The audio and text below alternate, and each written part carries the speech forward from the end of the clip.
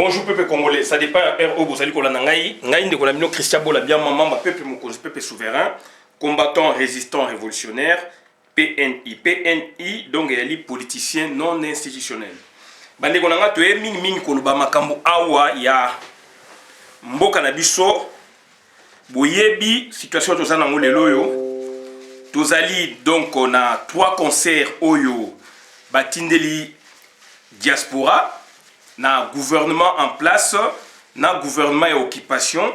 Donc, c'est-à-dire, sur la gouvernement en place, il faut comprendre, parce que Félix Tshilombo Azaliwana, et puis gouvernement d'occupation, ils allaient gouvernement rwandais, ils allaient donc 2 gouvernements tout organisés, Bilo Kouana, et puis représentant d'Ango Bazali, Albert Yuma, Félix Antoine Tshilombo Bazanakati, donc Kamere Bazanakati, etc. Ils allaient situation oyo ba créer ango bazali batu ebele wana Jantiningo bila zana kati et bandeko nangai esengeli boye ba que ezali eloko moko oyo ba préparer ango pona kochaka ona diaspora ba préparer ango parce que ba yebi que yo mutu ya diaspora combattant résistant révolutionnaire biso nde bino ba oyo kuna biso nyosho nde tozali batu oyo tozali ba vrai opposant boyebi yango arrêtez préfectoraux et bima awa ba benga biso ba opposant. Ça fait aujourd'hui plus de 7 ans, plus de 5 ans, 6 ans depuis donc arrêté il y a contre concert à JB Mpiana ba qualifier biso ba opposant et ba vrais opposants ezali biso toyebisaki bino opposant azali mutu oyo soki azali vrai opposant aroza na kata mboka yo nati na condition o ba lobby ba lokosa bino démocratie non. Donc vrai opposant pasteur professeur pasteur David Ekofo alobela bango makambu fara alobela communauté internationale na gouvernement occupation na gouvernement congolais incrusté pour bachaki chiba la liboso.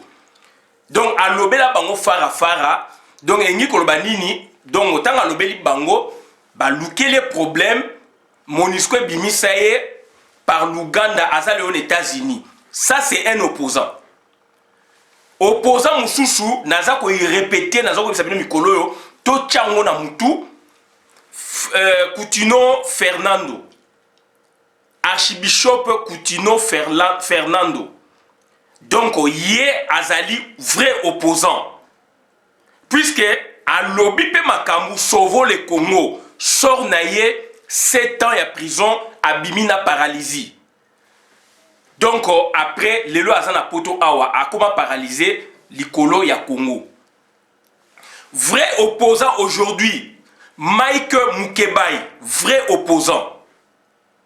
A lobby a dénoncé basot muto o le a dénoncé le mal yewana batie na prison pona bima juge a commis koboya mais le droit est clair makamezali clair, il y a pas d'infraction. Vrai opposant ezali Valentin Mubake ezali donc professeur Mokonda Bonza ezali Alain Daniel Shekomba, ezali Mbaya Gizi, batu o ba komi lettre ba tinya mwe pa Emmanuel Macron, ba dénoncer le mot qui ronge notre pays, ba vrais opposants bangwana. Ba vrais opposants bangwana. Boko ba po nino olobi o ba kangi bango ba bimite bazali, mais bazali wana puisque ba lobby ba dénoncer. Vrai opposant azali muto azape ko dénoncer. A dénoncer, mais à bimi pété, mais à dénoncer. Valentin Mubake, professeur Mokonda Bonza, donc Alain Daniel Shekomba, Mbaya Ngizi, vrais opposants. Aujourd'hui, Mike Mukebai, vrai opposant. Aujourd'hui, pasteur Coutinho Fernando, vrai opposant. Aujourd'hui, donc archbishop Coutinho Fernando, vrai opposant, Mike Mukebai, professeur pasteur David Ekofo.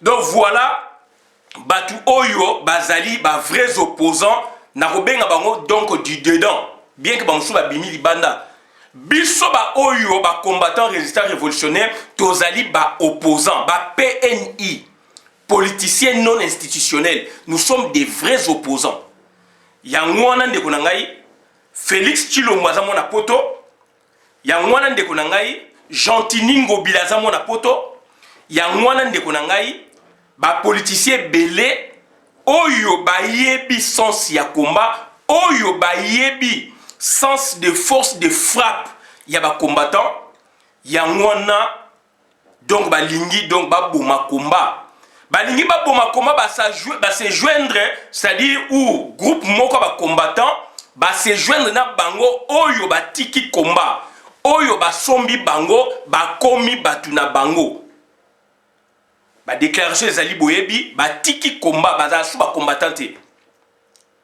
puisque baza na ba lien baza na ba relation baza na mbongo o ba pesi bango ba déclarer ya obunali susute pona ye Félix ndenga komiana donc objectif na biso ezalaki Kabila dégage Kabila azali dégagé ndeko nanga bazali frappé na cécité politique na koloba te ke bayebi ko sa analyse te mais c'est-à-dire eza ba méthode systémique il faut tale loko nini eza na kati ya mbuma nini ezali ko lia lidesu mbuma nini eza ko lia mbuma na kati pone ekwe isango be boma yango élément wana bandeko mingi babungi yango babungi yango parce que bazali corrompu babungi yango parce que ignorance aussi ezali donc bandeko na ngai yo za combattant ye za combattant ye kuna za combattant donc c'est-à-dire affaire ezali ya biso oto bengi ba combattant résistant révolutionnaire il faut te faire échec ne loko il faut te faire échec ne loko Fally Ipupa lelo andimi aya ko défier ba combattant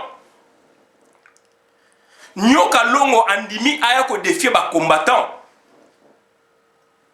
ndeko nanga ebimi ex nigiloté ebimi dans le vide dans les néant quoi non il y a un stimulus il y a un instrument extérieur et piquer bango et pousser bango basala makambwana puisque bango va financer beaucoup luka producteur il y a concert il y a Fally Ipupa beaucoup luka producteur il y a concert il y a Nyoka Longo c'est le gouvernement congolais en définitive auquel on ajoute le gouvernement rwandais et ça dit donc vrai producteur de gouvernement congolais oyabino gouvernement rwandais bomona qui fait Fally Ipupa na Mushikiwabo secrétaire général il y a francophonie ce sont des faits qui ne trompent pas ndeko nanga batuwana na vu information batuwana ba promettre bango bandaku na ma campagne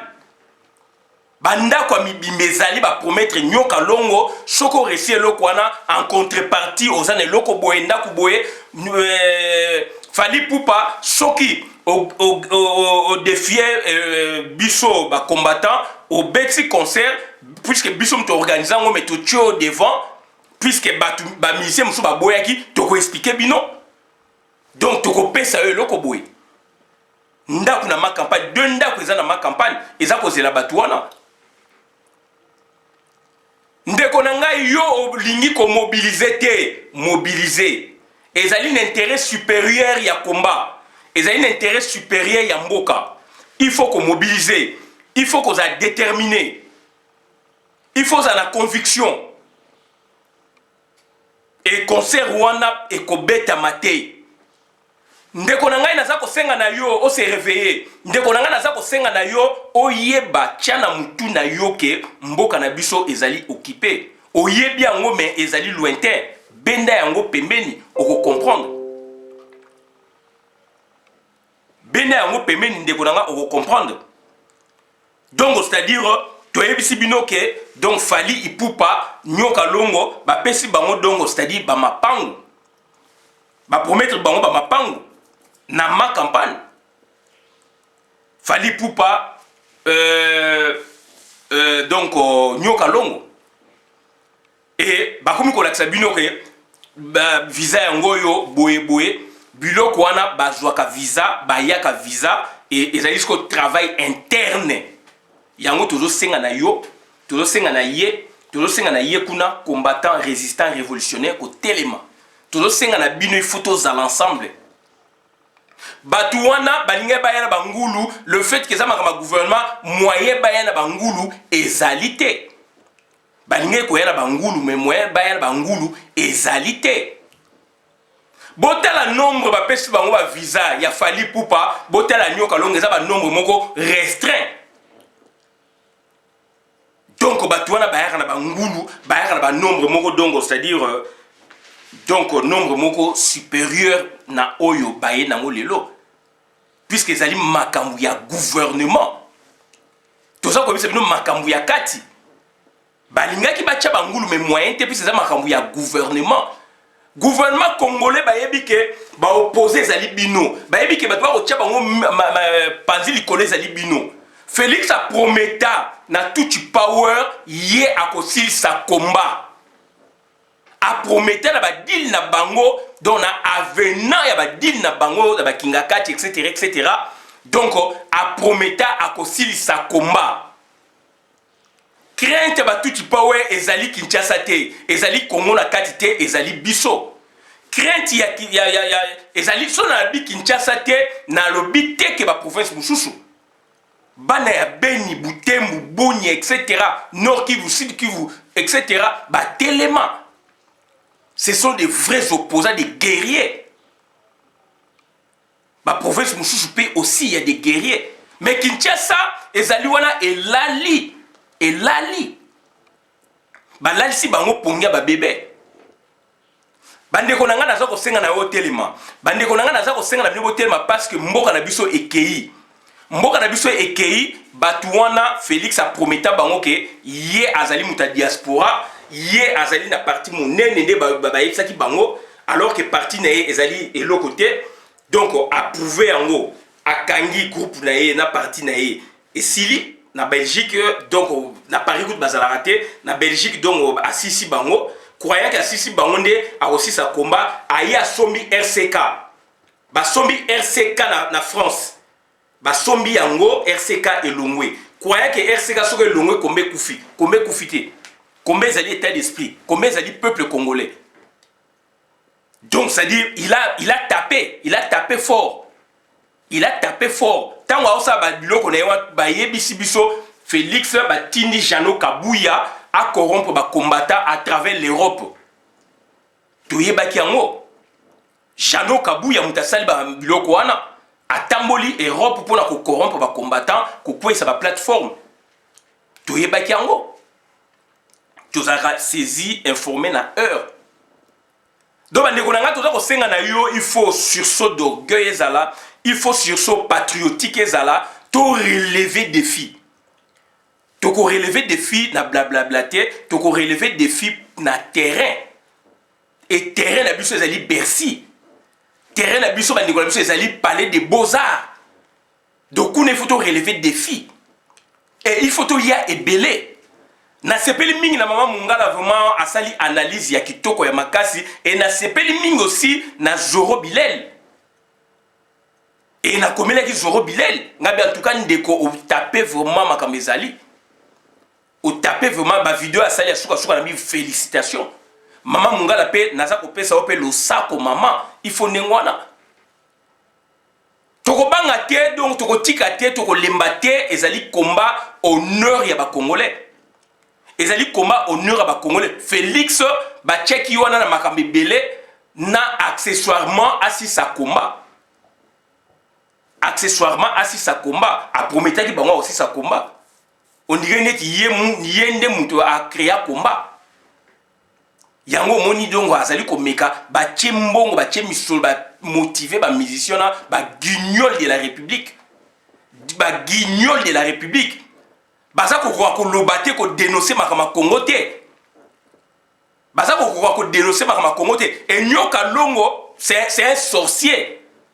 Sorcier na ye qui sorcellerie na ye asalangwe pa na ye. C'est un monsieur dont vous ne pouvez même pas donc ça dit au vivre na Nyoka Longo te a démontrer on na zaiko. Na ba temporalité nyonso. Et puis, les musiciens, ils ont dénoncé qu'ils ont des problèmes contre eux, ils ont des décisions dans les Zaïko. ba dénonçaka ye bazaki na raison. Botala lelo a créé les Verkis Makambu. Yalokuta puisqu'il aime le pouvoir. C'est un monsieur qui aime le pouvoir. Nyoka Longo. Pouvoir musical, azali kokota ce qu'on a pouvoir politique. Donc c'est un monsieur opiniâtre dont vous n'avez pas l'idée. C'est un monsieur têtu, mais toyebisi yo qui têtu qui opiniâtreté oyo zanango. Ya biso ezali koleka ya yo. Tokolaki sa Nyoka Longo. Ozali rien, ozali sous-fifre. Ozali sous-fifre. Nazaiko yo bimisa nini yo. Kava Shezaiki evoloko. Yo bimisa nini. Nazaiko Kavacha Ezaiki evoloko. Et bim danse, rythme, etc. Et bima na yolo. Na vadio. Toye na atalaku. Atalaku elali biloko ya bana ya Odéon. Bana ya kitambo mutu akoti bango incrusté bango na zaiko c'est Redo Likinga. Nyoka Longo yo sali nini na zaiko. Nyoka Longo yo sali nini na zaiko kaka ko bakuba ko kase baninga na yo. Ba video ezali. Ok nango tina structure ya Sokoda. Voilà mutu. Donc, bolumu na ye ebimi, vérité na ye ebimi. Beaucoup ko vivre na mutabongote. Azali ko yende ko fêter 23e anniversaire ya Zaiko oyo ye a créé. 50e anniversaire ya carrière na ye, ça c'est autre chose. Mais na Zaiko, ezali 23e anniversaire ya Zaiko oyo ya créé. C'est ça la vraie logique, c'est ça le vrai raisonnement. Ako ko sabatute. A utilisé un ancien fondateur, il y a structure première, il y a Zaiko original, dès le Marcelin, comme pièce à conviction à la télévision pour prouver au Soukaki, au Koutani na Moukoua, au Koutani na raisonnement nangai. C'est un monsieur impossible. Un monsieur impossible, donc à créer un monde, il n'a raisonnement, donc il est dans son monde, il raisonne selon son bon sens à lui. Il n'y a pas donc na bon sens commun ça on a dit donc azali na raisonnement ya yé o ya lingi alinga ko imposer batu au Souki l'histoire de la musique congolaise relecture et autres salama histoire dont l'histoire ya Zaiko relecture et c'est salami boyoko sabatute boyoko sabatute o diembeli na ba énergie ya baninga qu'est-ce que le gens baninga na yo oui puisque musique à un moment et comme c'est une œuvre collective. Mais qu'est-ce que Baninga va profiter de la musique na yo? Qu'est-ce que le Baninga na yo? Collègue na yo et travaille na Zaiko. On a différentes temporalités. À moins que je me trompe, va profiter de la contribution immense wapi. Ba œuvre ya Baninga au profiter nango. Ba bobo ya Baninga au profiter nango pour la oya ko porter étoffe moko boye. Ngai na sali 50 ans na Zaiko, na koya ko fêter 50e anniversaire ya Zaiko. Tidjeng. Zéro. Un vrai donc mutu moko impossible. Bande ko ngai donc ça dit batuana bazali bloqué, batuana ba comme na suka ba musicien na bino. Donc bande ko ngai batuana bayaki pona ko sakana l'esprit ya ba congolais. Heureusement, les Congolais déjà tous allés éveillés, réveillés il y a longtemps. Dans l'entretemps, il y avait des gens oyo, bah promettaient qui bango, bah sala, bah concert oyo. Werason bah proposer qui en haut. Premièrement, bah proposer Werason. Au lieu que ça fallait c'était Werason. N'avait information d'être aujourd'hui. Bah proposer aussi faire Regola. Récemment, Toyoki, place à Nyoka Longo, paraît-il, et place à Ferregola. Bah, proposer que deux musiciens, on a Toyoki en haut. Mais bah, Moussoussou, bah, Weleli, puisque bah, Angers, Zali est belé. Donc, dans l'hypothèse, ok, donc, par exemple, que a gagné, par exemple, puisque tu as deux hypothèses. Bah, parce que tu as deux hypothèses. Nako senga na bino bo souffrir boyo kangai na hypothèse oyo ba mususu balingi koyoka ngote balingi komona ngote en face. Moi je raisonne comme ça. Tout ça des hypothèses. Toujours hypothèse oyoke concert et beti. Toujours hypothèse oyoke deux concerts wana et beti. Est-ce que combat eko kufa ou eko kufa te? Ça c'est la vraie question. Ba mususu bakoloba o esengeli baloba mais ngai combat eko kufaka jamais tant que l'occupation est là. Bande konanga, il faut qu'on raisonne qu'on la calme. Nous sommes là pour tozali wana pour chasser la Kabylie, tozali wana pour chasser l'occupation. Question à poser yo. Ndekonanga mutu na yo ezala calme motema ekita mal melama ya piyo na divan na kiti raisonner aspect oyo za ko boya ko raisonner yango. Aspect wana il faut mon en face. Autant la paix avantage na désavantage oyo ko la biso na combat. Avantage à liboso c'est un coup ce qui ba beti ou moko na bango seulement beti c'est un coup. So ba beti ba on ballet coup et total, ce qui moko beti za coup moko partiel de ndambu. D'où maintenant ça c'est déjà premier donc désavantage.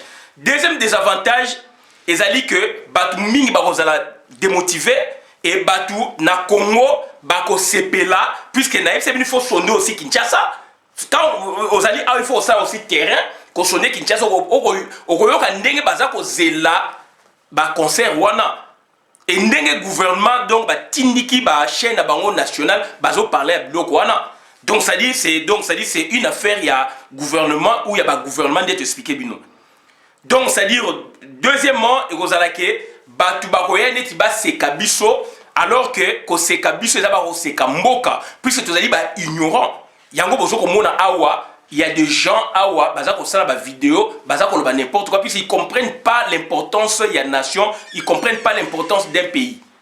D'où ça dit bazali ko sala o esengeli ba sala puisque donc c'est-à-dire ce sont des sous-fifres et ça dit donc batu oyo bazali ko vivre selon que donc opinion lobby boé accueilli et le ko sali boé accueilli donc bandekonanga c'est très important makam auto zali ko sabino et ça dit makam auto zali ko lobango pour que to comprendre que donc c'est-à-dire il faut otala makam en face na hypothèse par hypothèse yango moni na yebsi bino que donc c'est-à-dire hypothèse par hypothèse donc eni ko lobake donc c'est-à-dire eloko oyo ekoyiko salama kompe ekoyiko salama te yango na hypothèse oyo tolobi ke soki salami to laksisi deux désavantages. Coup dur na niveau à combat, soki salami totalement deux concerts beti, coup dur totalement na combat, mais bango kuna deuxième avantage ya hypothèse wana ya mabe pona biso na Congo bako sepela et ba ignorant eza na Congo eza la awa bako sepela. Et troisième donc élément il y a des avantages et qu'on permette et qu'on pousse d'autres musiciens à venir jouer. Ça c'est déjà la hypothèse. Il faut quand on traite les problèmes, il faut avoir avantage désavantage. Il y a on appelle ici hypothèse oyo. En cas de deux concerts Betty, en cas de deux concerts Betty, en cas de concert moko Betty. Avantage, choque Betty mi balai, ils allaient totalement avantage. Choque Betty moko, ils allaient donc partiellement avantage. Mais maintenant, on peut remonter. On peut remonter parce que on est convaincu. Donc nous, notre objectif, c'est libérer le Congo. Libérer le Congo, n'est-ce pas, de son occupation rwandaise, burundaise, ougandaise. C'est ça notre objectif. Tant que le Congo ne sera pas libéré, donc au biso, togotika peut combattre. Mais du moins, il y aura des gens de faibles, ok, bakozala un peu donc abattus, etc., etc. Donc total nan côté nan désavantage, côté négatif, il y a réussite, il y a batouana. Puisque ezali deux côtés. Donc il faut bloquer, il faut tchamon na mutu. Sikoyo que concert et betité. Puisque ekobetate.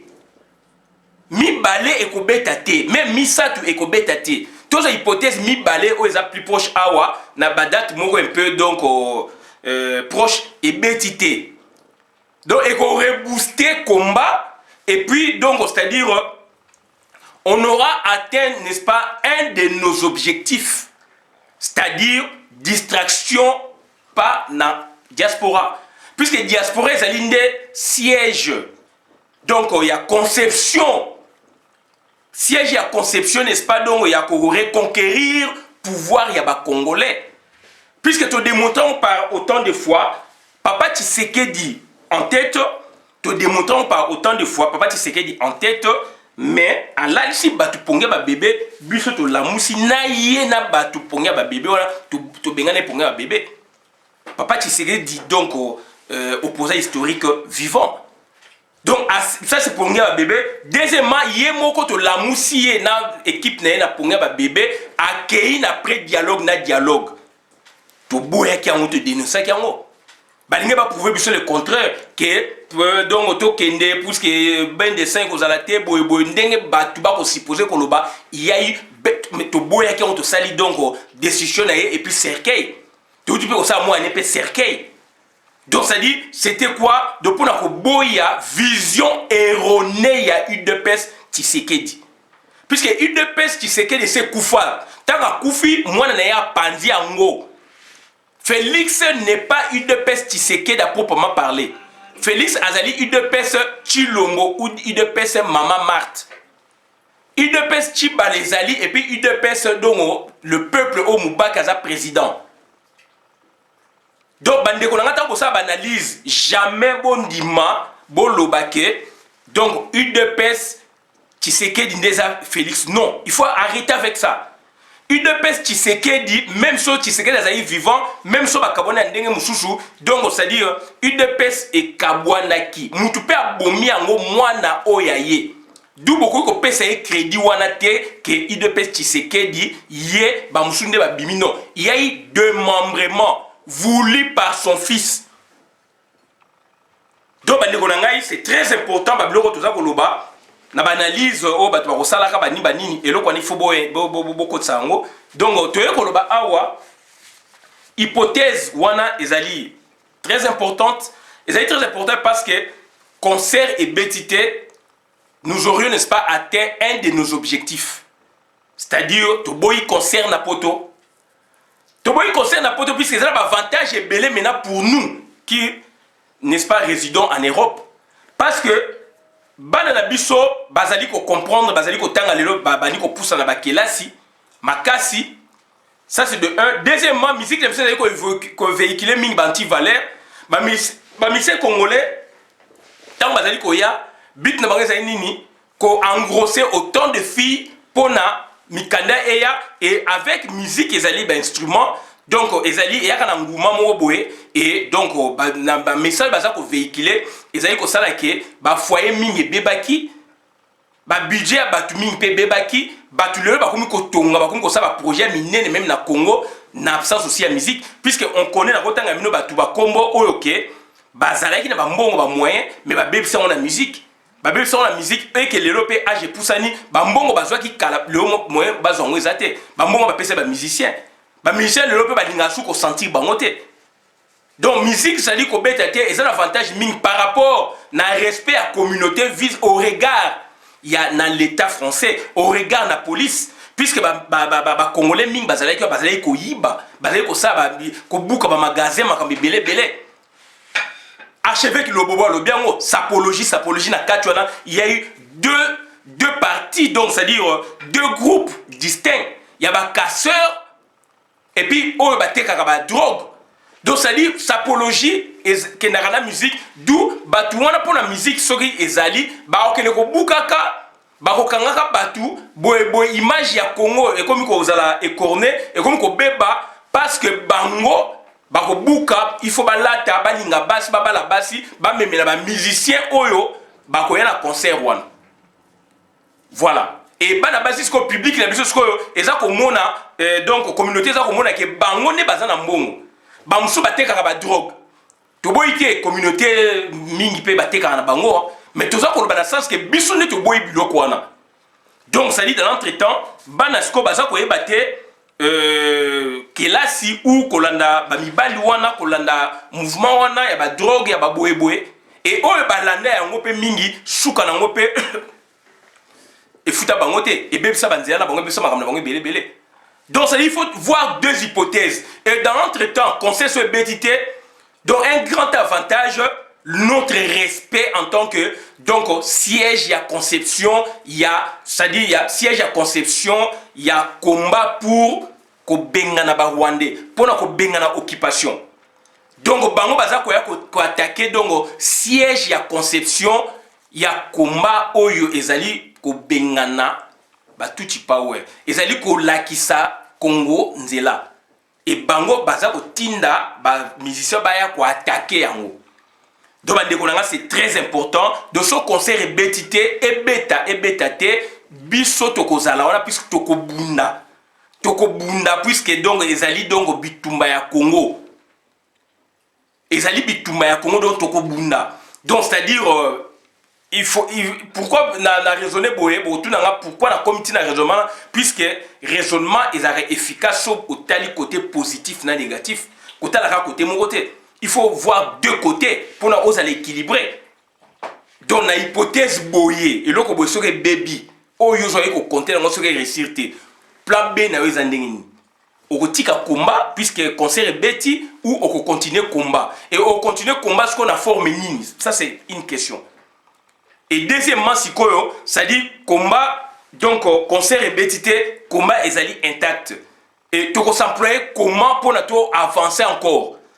Voilà bandeko na ngai, d'où pour la réussite totale ya combat na biso toza kosenga na yo oya mama tata mwana boya ebele tokolongwa awa toko faire échec na Fali et puis toko kende na Bruxelles ko faire échec na Nyoka Longo ko faire échec na Nyoka Longo puisque kuna ba programmer le 29 awa le 28 et pardon. Et ça dit biloko moko oyo donc c'est-à-dire ba sangani ba yokanaki bongo c'est Chilombo qui est là. C'est Chilombo qui est là, c'est donc Albert Yuma qui est là, Aïbi autant de millions de dollars na Jekamine, Bazunda Moubachekoto, c'est le Tutsi Power qui est là, c'est le Rwanda qui est là. Et Rwanda Zaliwana puisque Bomoni Yango. Donc Fali à la qui a bombité. Donc voilà mon temps qu'on s'habille et bah pesi bango ba avantage moko boye. Ba promettre bango ba biloko moko boye pona donc bazo ba mapango na ma campagne etc. Et batouana tu sais nous baza batu ya pouvoir. Bazali ko quoi pourquoi? Baza ko quoi ba beta musique pourquoi? Parce que ba monaki soki Moïse Mbi ya betaki. Moïse Mbi ya betaki puisque yo ndeko oboyaki ko se déplacer. Ba bokechu ba ndeko ba parti chibango bazalaki sur le terrain. Nombre ezalaki muke yango monike conseil ya Moïse Mbi et betaki. Et comme le quoi pièce à conviction na bango pour que concert wana e beta. Pour que ba concert e beta puisque ba monique Moïse Mbi a betaki. Est-ce que Moïse Mbi a betaki vraiment est-ce que ba combattant ma bazaki m'a informé. Bazaki informé mais donc information qui peut ma qualité et puis ton négliger qui aspect wana. Yango wana aspect wana ce que et pesi bango neti moi espoir, moi lueur et espoir. Ndeko na ngai toko faire échec ezala Chilombo azali wana ezala gouvernement rwandais burundais ezali wana donc congolais toko faire échec puisque tozali peuple organisé tozali masse et soki to yé ebele et loko wana ekokufa yango wana tozo ko bisa bino bokoma na équivalent ya maire ou préfet oyo azali na ville wana place concert ko beta bo senga annulation concert ya Nyoka Longo. Et puis, bon, senga marche et zalawana, puisque tokoya. Il faut tous donc couvert tokoya. À Wana Paris, autorisation ya marche et c'est to senga. Donc, quand il est concert, peut to senga. Donc, et sengeli bateau aussi, l'élément nouveau, il faut toujours qu'on ça de part et d'autre. Nyoka Longo le quoi la zala mpuku a bomba ki makamuna ya lobby mukia bombi nete zalaite et yoko bimasiko bien a sali vidéo à l'axi azana ba visa. C'est un monsieur à détruire. Nyoka Longo, c'est un monsieur à détruire. C'est un monsieur à détruire. C'est un monsieur qui n'a rien fait vraiment de grand à Katia Zaïko sur les 50 ans. A sali que a Bengani Baninga systématiquement, donc a Bengani Baninga na ye, pour na yati kala, pour na projet à Zalakanango, lobby à Lobake, j'ai fait autant d'années dans Zaïko. Et alors il y a eu plusieurs temporalité dans Zaïko, dont lui n'était même pas responsable. Et les autres sont partis comment? Et on sait. Donc, voilà, c'est l'orchestre.